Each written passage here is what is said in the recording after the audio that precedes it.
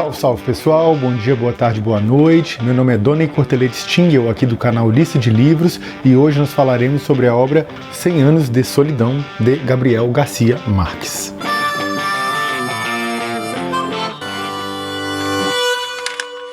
Quem não gosta de samba, bom sujeito não é. É ruim da cabeça ou doente do pé. Bem, esses são versos muito antigos de um sambinha, escrito pelo Dorival Caymmi, e é muito interessante, né? Porque ele brinca com a ideia de quem não gosta de samba, é meio doido, né? Não tem um bom gosto mínimo, assim, muito razoável, e nós podemos afirmar peremptoriamente que isso também cabe àquelas pessoas que não gostam de 100 Anos de Solidão. Acho que não são muito bons da cabeça, não. É curioso, porque eu li uma reportagem muito tempo atrás, devia ter uns 17 anos de idade, e perguntaram a alguns artistas, algumas coisas, e eu me lembro que o Tony Ramos respondeu as perguntas e tal, e eram 10 artistas. E desses 10 perguntaram quais eram os livros favoritos deles. E 8 responderam que era 100 Anos de Solidão.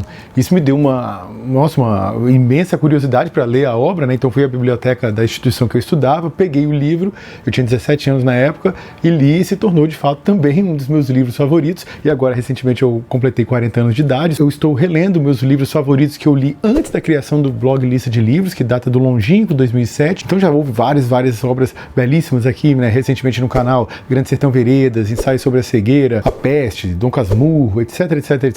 Livros belíssimos que me impactaram muito, né, como leitor. Ainda são alguns dos meus favoritos, um pouquinho aqui, um pouquinho ali, um voltou 2 casinhas, um voltou uma, mas enfim, são alguns dos meus livros favoritos. E agora nós teremos a oportunidade de abordar um pouquinho sobre 100 Anos de Solidão, que era um dos meus livros favoritos quando eu li pela primeira vez e permaneceu sendo agora que eu reli. É interessante que eu não aprecio tanto assim assistir vídeos de outros canais quando eu vou gravar um vídeo, porque eu acho que acaba sendo uma cópia, né? Eu não acho uma coisa muito leal.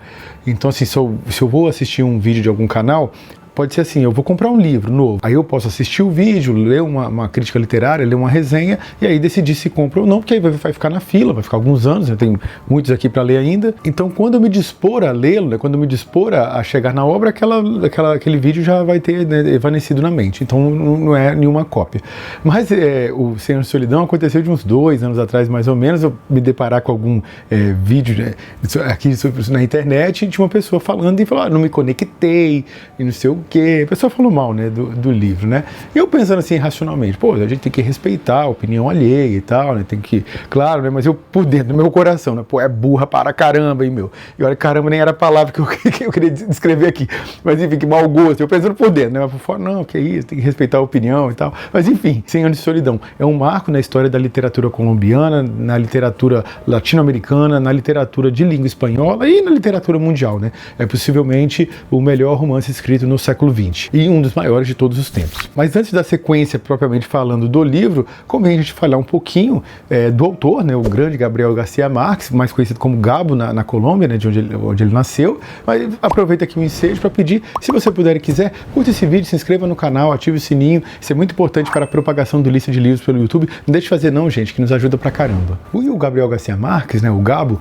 ele nasceu na cidade de Aracataca, uma aldeia, na verdade, na Colômbia. E é muito interessante porque o pai dele não foi uma figura tão presente, então ele foi muito cuidado pelos avós. E o avô dele, ele era um veterano de guerra, da Guerra dos 1000 Dias, que foi um conflito que ocorreu ali na virada do século XIX para o século XX na Colômbia. Esse conflito começou em 1899 e terminou em 1902. E esse avô materno dele era o coronel Nicolás Marques.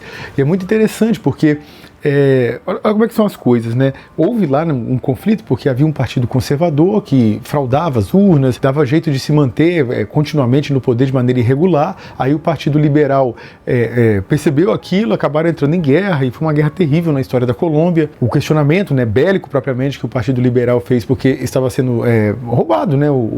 Havia fraudes recorrentes, né, naquelas eleições, numa época muito antiga, né? E aí o Partido Liberal ele tinha ideias, vamos dizer assim, um pouquinho mais, vamos dizer assim, de governo descentralizado, governo não anticlerical, mas um governo mais republicano, assim, né, dissociando a igreja do Estado, enquanto o governo conservador era o inverso disso, né, uma coisa mais reacionária e tal. Inclusive, esse conflito, ele está presente aqui na obra 100 Anos de Solidão, né, de maneira um pouco mais esquematizada, assim, e tal, mas ele está presente, exatamente esse conflito retratado no livro, aqui nós temos o coronel Aureliano Buendia, né, um dos personagens principais aqui da obra, e ele ali segue a veia do Partido Liberal, que foi a veia lá do avô do Gabriel Garcia Marques. E é interessante porque esse avô, né, relatando as coisas que aconteceram com ele, já que ele é um veterano, né, era um coronel, então ele contou pro seu neto, né, sobre a guerra, sobre bravura, sobre valentia, sobre traições, etc, etc, etc. Esses temas, né, honra, enfim, que acabam sempre estando presentes em literaturas sobre conflitos bélicos. E é interessante porque esse conflito acabou marcando muito a Colômbia, né, foram mais de 100 mil mortos, em uma época que a população era de cerca de 4 milhões e 600 mil habitantes na Colômbia, ou seja, mais de 2% da população morreu. Guerra civil costuma ser assim, né? Morre muita gente, né? Um conflito muito mais letal que a média. O Panamá até obteve independência nesse período por decorrência, porque o país ficou arrasado, né? Suas finanças, muita gente morta, enfim, um horror, né? Uma guerra civil é qualquer coisa, né? Se guerra já é ruim, guerra civil habitualmente aí que é o fim do mundo mesmo. Então isso marcou vigorosamente, né, a Colômbia, né? Teve consequências, aliás, até os dias atuais. Os Estados Unidos apoiou o Partido Conservador e isso tem influência, né, na América Latina como um todo, porque é sequencial, né, que os Estados Unidos apoiem candidatos, partidos conservadores. Então a CIA, por exemplo, treinou, capacitou, financiou membros de partidos conservadores ao longo da América Latina inteira, né? Então a ditadura militar aqui no Brasil, na Colômbia, em vários outros países teve participação muito forte dos Estados Unidos, e isso está retratado de maneira um pouquinho mais metafórica, um pouquinho mais, vamos dizer assim, light nas obras do Gabriel Garcia Marques. Está presente, mas não é aquela coisa panfletária, sabe, aquela coisa ostensiva. Está ali um pouquinho sutil, um pouquinho delgado. E se esse era o avô, né, um veterano da Guerra dos Mil Dias, a avó do Gabriel Garcia Marques já era uma pessoa que gostava muito de contar histórias, sabe, que tinha toda uma verve, assim, poética, uma verve daquela pessoa que sabe contar uma coisa, sabe contar um conto. E o Gabriel Garcia Marques, ele aprendeu muito com a avó, né? Ele ficava escutando aquelas histórias e tal, fabulando. Inclusive, eu li várias entrevistas dele ao longo do tempo, e ele dizia que um dos desejos dele, enquanto escritor, era que os seus leitores tivessem o mesmo prazer que ele sentia quando escutava a avó dele contando aquelas histórias que ele ficava imaginando quando era criança e tal. Isso é uma coisa até muito interessante. Eu abordei um pouquinho no vídeo sobre o livro Os 77 Melhores Contos dos Irmãos Grimm. Eu deixarei aqui nos cards e no box de informações todos os livros que eu referenciar aqui. O fato de nós escutarmos uma história, lermos uma história, ela é muito diferente, muito diferente mesmo, por exemplo, de quando a gente vê uma imagem, né, seja de um desenho, seja de um filme, né, é muito, porque digamos que uma pessoa que escuta é como se ela fosse assim, uma espécie de co-escritora da história, né? Então, por exemplo, nesse vídeo dos Irmãos Grimm, eu lembrei até de outro livro, que é A Arte de Reduzir as Cabeças, do psicanalista Denis Robert Dufour, em que ele faz essas analogias, né, essa diferença da imagem plasmada, objetivada, né, já pronta, da diferença do esforço mental que você precisa fazer quando você escuta uma história, quando você lê uma história, né?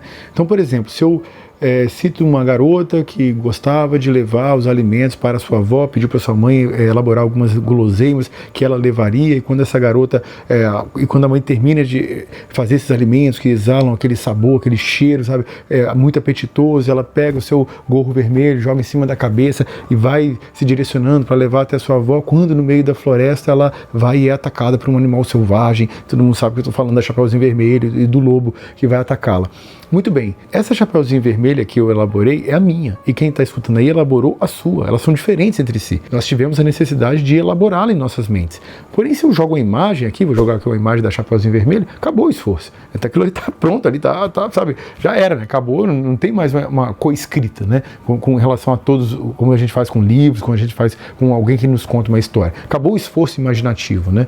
Inclusive, há um aspecto interessante, o Denis Robert Dufour aborda o seguinte, que muitas pessoas que se sentem traídas quando veem uma obra que saiu de um livro e foi para um filme, é por causa disso. Não só por causa daquelas necessárias mudanças no roteiro, porque normalmente os livros não têm tantos diálogos, mas também porque cada pessoa imaginou de uma forma. Ao ver uma forma daquele diretor que é diferente da sua, aí o leitor se sente traído e diz, não, o livro é melhor. Não necessariamente, né? Às vezes foi só uma mudança de formato, e essa mudança de formato é que exigiu, né, vamos dizer assim, um corte na imaginação pregressa daquele leitor. Não seria como ele propriamente imaginara, porque a coescrita dele é que foi obliterada. E na medida em que nós vivemos em uma sociedade, há uma espécie de verborragia, assim, de imagens, né, um excesso, muita cor, muito neon, muito tudo.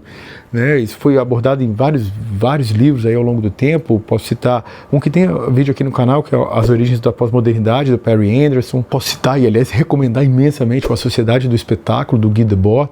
Nossa, um livro, fenomenal mesmo, um livro imprescindível, eu recomendo demais. E esses autores abordam isso, né? Vamos dizer, essa pancada, né? Esse impacto que esse excesso de imagens que vão prontas nos dias de hoje ocasionam na mente das pessoas, né? Aliás, alguns pensadores estão criticando, dizendo que essa próxima geração será a primeira desde o início da história da humanidade com QI menor do que a precedente, justamente pela ausência de necessidade de realizar esforços cognitivos, né? Porque está tudo muito pronto, muita tela, muito tudo, né?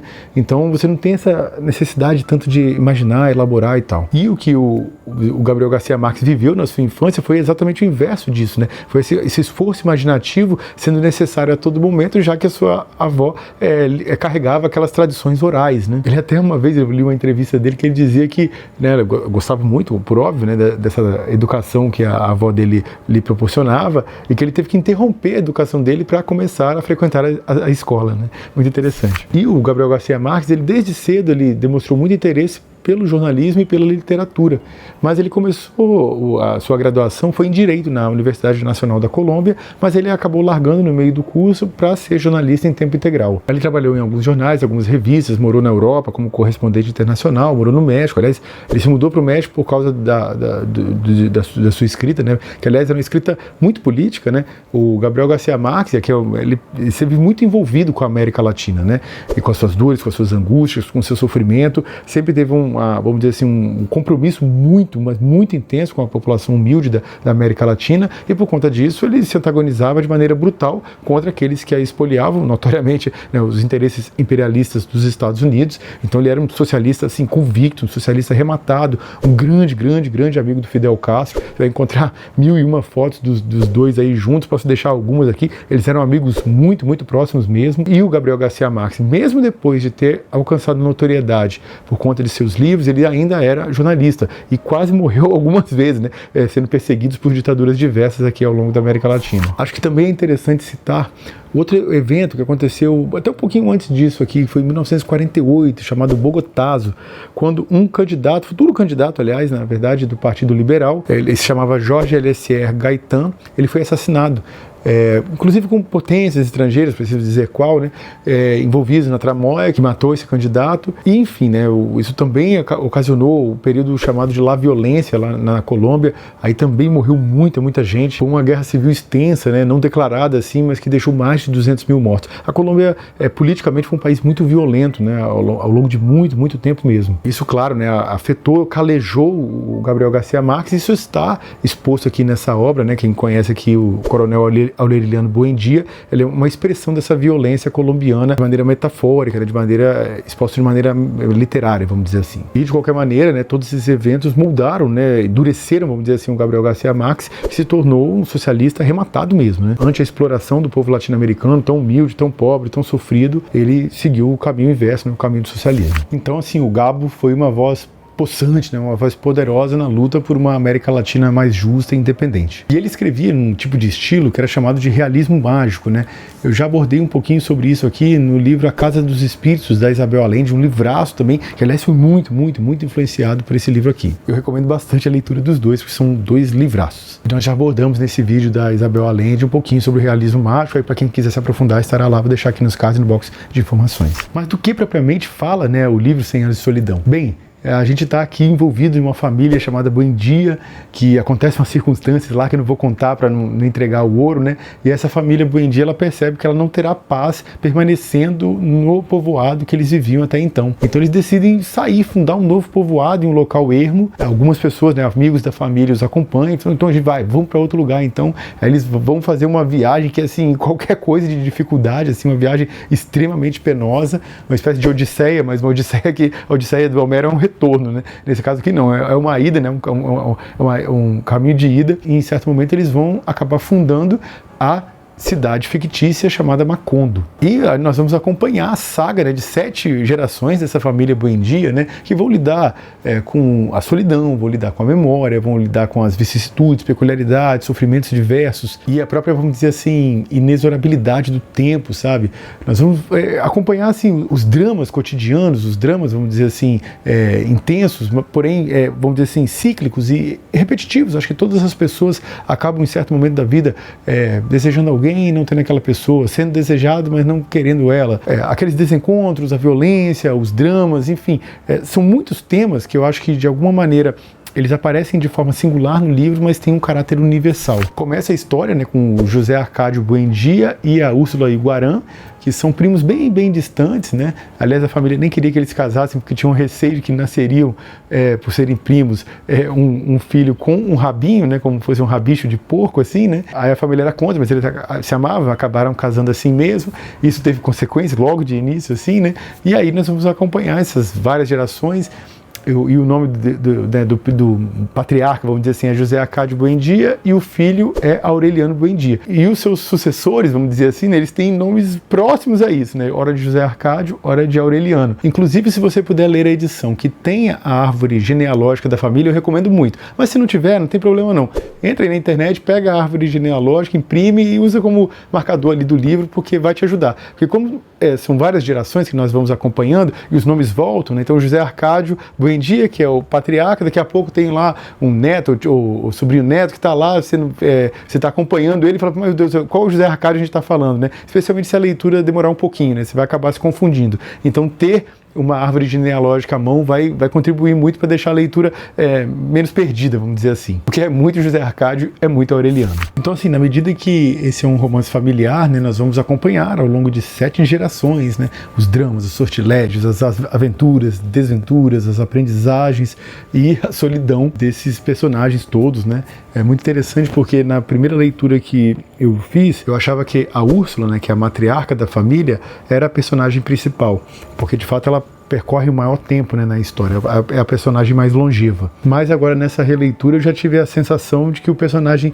principal, não é bem que exista um personagem principal, né, que o livro é uma torrente, né, um fluxo inesgotável assim, de acontecimentos que vão se sucedendo, né, é um familiar seguido do outro e você acompanha aquelas histórias e de maneira assim muito interessante, porque ele joga para o futuro, joga para o passado, está no presente, são múltiplas idas e vindas, e então assim, nessa releitura eu já tive a sensação que o personagem principal era o filho da Úrsula, né, que é o Coronel Aureliano Buendia. Eles têm alguns filhos, né, e esse Coronel Aureliano Buendia, para mim, é o personagem principal do livro. Mas, na primeira leitura, eu tive a impressão que foi a Úrsula, e talvez a maior parte das pessoas acho que vão entender assim, porque, de fato, talvez ela seja a personagem que está mais tempo ao longo do livro. E 100 Anos de Solidão é, assim, muito curioso, que até o início do livro, até a primeira frase do livro, já me impactou, eu acho que impactou muita gente que leu. Para mim, talvez seja o melhor início de livro que eu já tive a oportunidade de ler. Começa assim: muitos anos depois, diante do pelotão de fuzilamento, o coronel Aureliano Buendia havia de recordar aquela tarde remota em que seu pai o levou para conhecer o gelo. E assim, aqui é um bom exemplo da estrutura do livro, né? Porque ele está no ponto presente, ele está já adiantando, né, o futuro, né? Muitos anos depois, quando estivesse diante do pelotão de fuzilamento, ele viria se lembrar de quando foi conhecer a máquina de fabricar gelo. Então, assim, quer dizer, está no presente, ele lida com o futuro, lida com o passado, e eu, quando tive contato com essa frase, já fiquei louco para saber como é que, vamos dizer assim, o que ia acontecer para levá-lo ao pelotão de fuzilamento, né? Então, assim, é um livro que brinca com você, vai jogando algumas iscas e você fica doido, né? Querendo saber, querendo entender o que vai acontecer com aqueles personagens. Você se apega mais a um do que a outros, né? Nenhum personagem é particularmente um santinho, muito ao contrário, né? São personagens que têm muitos dramas, têm muitas características bem específicas e bem reais, assim, né? Todos eles, vamos dizer assim, acabam tombando no meio do caminho, assim, né? Tem, vamos dizer assim, erros, né? E mais ou menos graves, conforme o caso. Eles estão longe de ser aqueles personagens perfeitinhos, assim, mas são personagens que têm a sua distinção e isso atrai, sabe? Eles são personagens que, na sua multiplicidade, nas suas variadas cores, eles acabam fazendo um mosaico muito interessante. No meio do caminho, um mosaico da família Buendia e da própria América Latina. Outra característica curiosa aqui do livro, e atraente também, muito, vamos dizer assim, presente no realismo mágico, é essa mescla entre o fabuloso e o cotidiano, mas a forma aqui como o Gabriel Garcia Marques faz, ela é muito peculiar, porque aquilo que eventualmente é trivial para nós, como a máquina de fazer gelo, né, que seria para nós uma geladeira, um freezer, para eles deu para perceber aqui nessa frase original, né, que é uma coisa meio fabulosa, né, que se ele lembrou daquela vez que foi para fazer o gelo, era uma coisa, vamos dizer assim, quase mágica. Em contrapartida, existem elementos mágicos que não chamam tanta atenção. Então você tem ali a máquina de fazer gelo e um tapete voador, eles disputam qual é propriamente o que chama mais atenção, qual é propriamente o que impacta mais as pessoas. Então esse tipo de mescla é muito atraente. E ele consegue fazer aqui, né, o Gabo consegue fazer aqui, vamos dizer assim, quando você vai utilizar um elemento fabuloso, né? Eu até descrevi isso um pouquinho, acho que no vídeo sobre o livro As Crônicas de Nárnia. Então você pode fazer uma história que tenha, sei lá, elfos, dragões, duendes e qualquer outro tipo de ser fabuloso, né? Bruxas, feiticeiros, magos e tal.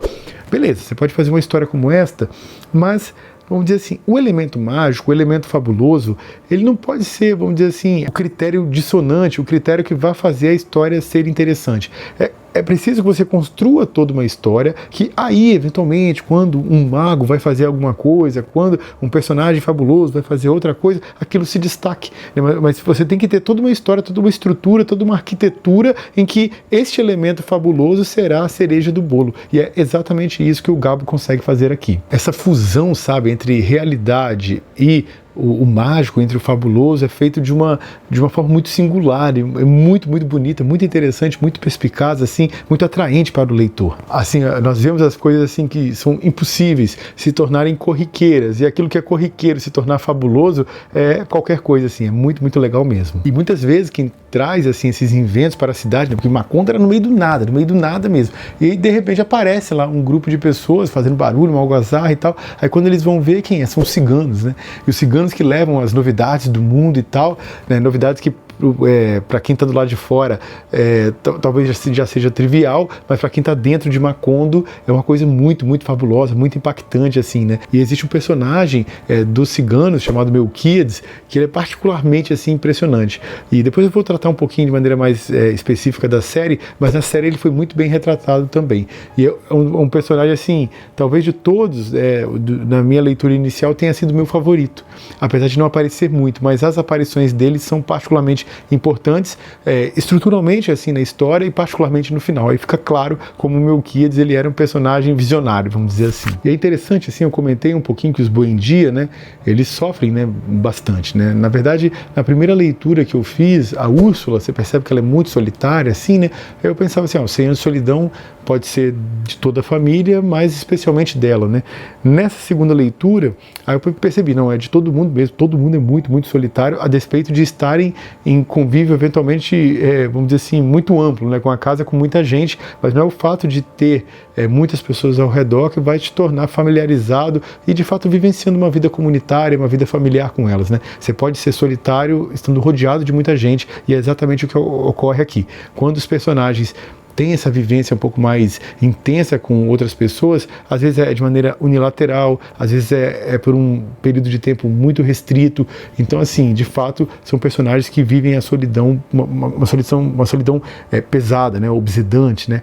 Porque se a solidão, para fazer uma análise aqui minha, né, existe a solidão que a gente procura e existe a solidão que nos é imposta, né? Então a solidão que a gente procura, quando você vai tentar conversar consigo mesmo, aprender, refletir, sopesar aquilo que está acontecendo na sua vida, fazer alguns prognósticos, fazer algumas previsões, tecer algumas ideias que vão poder te proporcionar uma vida para cá ou para lá melhor, nos mais variados campos, né? Profissional, emocional, etc, etc. Por outro lado, existe aquela que você não está eventualmente conseguindo dialogar com as pessoas ao redor, não está conseguindo se concatenar, não está conseguindo se entrosar, e você não consegue, ou vamos dizer assim, às vezes nem quer, porque as pessoas ao seu redor não são aquilo que você esperava, ou você não é aquilo que aquelas pessoas esperavam, ou o relacionamento que você gostaria de estabelecer por questões suas, questões do cônjuge, eles não ocorreram da forma esperada. Então, assim, a solidão, ela está muito presente na vida das pessoas de maneira mais ou menos intensa, conforme o caso, né? Às vezes uma pessoa pode passar um período solitário em parte do dia, né? Mesmo estando, reitero, com pessoas ao redor. Nas cidades tão urbanizadas como são as do Brasil, é muito constante que estejamos o tempo todo com alguém ao redor. Mas, de toda maneira, isso não implica que a pessoa estará efetivamente, né, acompanhada, efetivamente com alguém compartilhando compartilhando seus pensamentos, seus sentimentos, suas dores, suas angústias, etc, etc. Outra característica muito interessante é que Macondo foi feita no meio do nada, né? Então, assim, não tinha estrada para chegar a Macondo, né? Que eles foram abrindo as picadas e foram até chegar no local onde eles decidiram criar a cidade. Até que em certo momento vai o governo, né? O governo encontra, né, Macondo, vamos dizer assim, manda lá suas forças, e quando o governo chega só faz atrapalhar. É bastante curioso, assim, bastante peculiar. Então, assim, esse é um livro, né, esse é um romance que aborda vários temas assim universais e históricos, né? Claro, a solidão que está presente no próprio título, né? É um tema presente, como eu já especifiquei aqui, mas também está presente assim um ciclo de erros e tragédias que, vamos dizer assim, acompanha a estirpe dos Buendia, né? Presos assim ou entrelaçados, parece assim uma espécie de destino inexorável. Ele também tem assim aquela visão crítica assim do colonialismo, do imperialismo na América Latina. É particularmente marcante um caso que acontece um assassinato de milhares de pessoas promovido por uma empresa. Aqui ele está rememorando um assassinato real também, vários crimes cometidos por uma empresa chamada United Fruit, que uns anos depois fez lá o que eles chamam de greenwashing, né, lavagem lá do nome para você parecer que está limpo, né? Hoje o nome dessa empresa é Chiquita Brands, mas assim, o que essa empresa, né, Chiquita Brands, com o nome de United Fruit, fez aqui na América Latina, assim, não tem nome, né?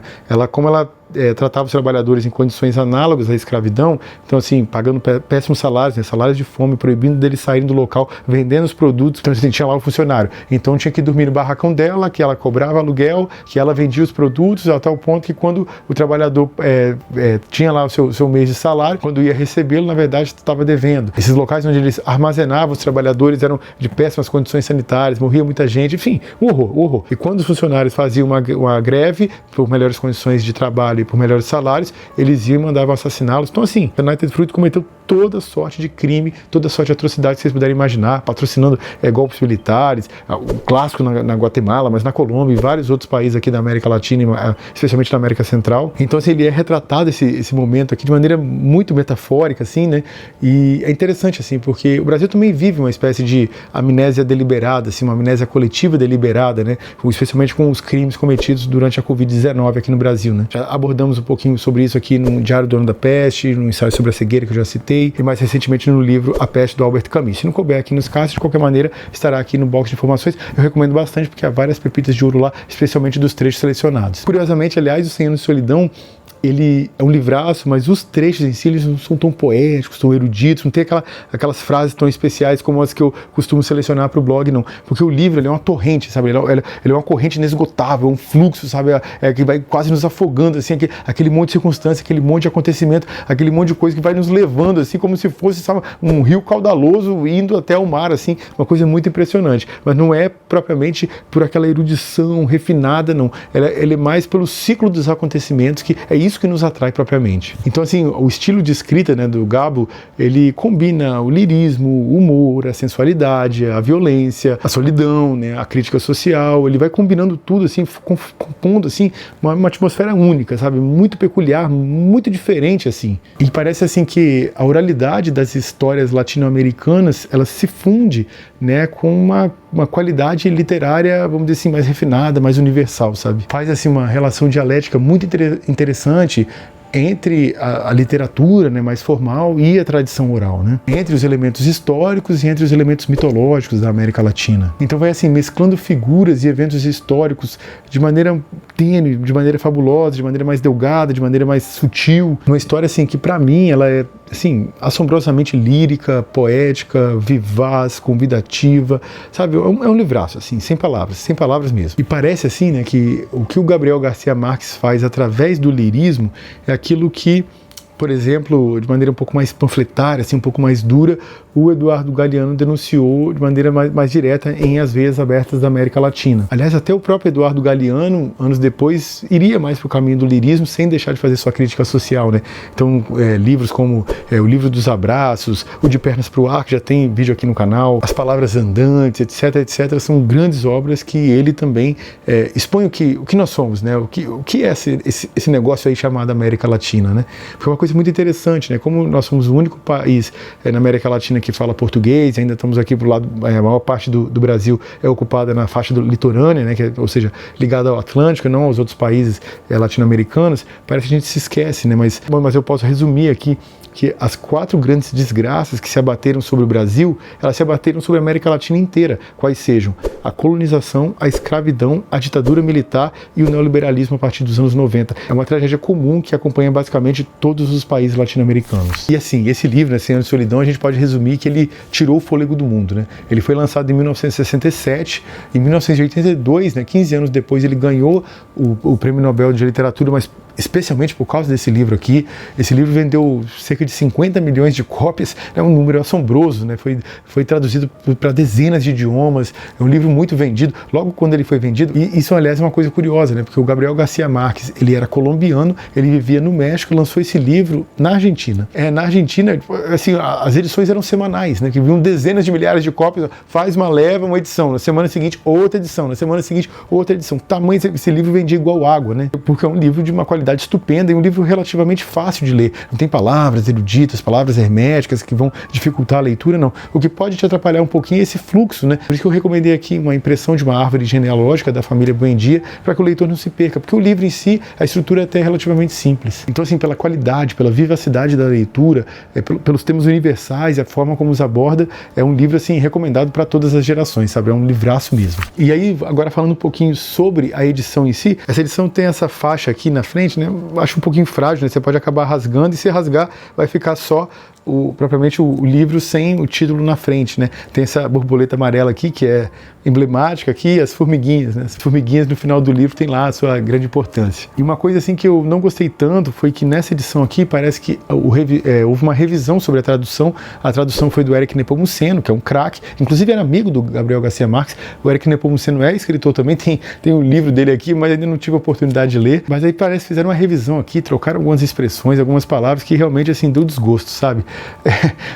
Você vai mexer numa coisa que está pronta para deixá-la pior, quer dizer, você fazer um esforço para piorar uma obra tão bonita quanto essa, é difícil de entender, sabe? Só para dar um exemplo, a expressão tapete voador, que é uma expressão trivial para nós, a gente sabe o que está lidando, eles nessa revisão alteraram para esteira voadora. Eu realmente não consigo entender o que se passa na cabeça de uma pessoa que vai interferir numa obra pronta para fazer bobagem, para fazer besteira, como fizeram aqui nessa revisão dessa tradução. Assim, realmente é lamentável para dizer o mínimo, sabe? E aqui nessa edição, por exemplo, na virada da penúltima para a última página, faltou uma palavra.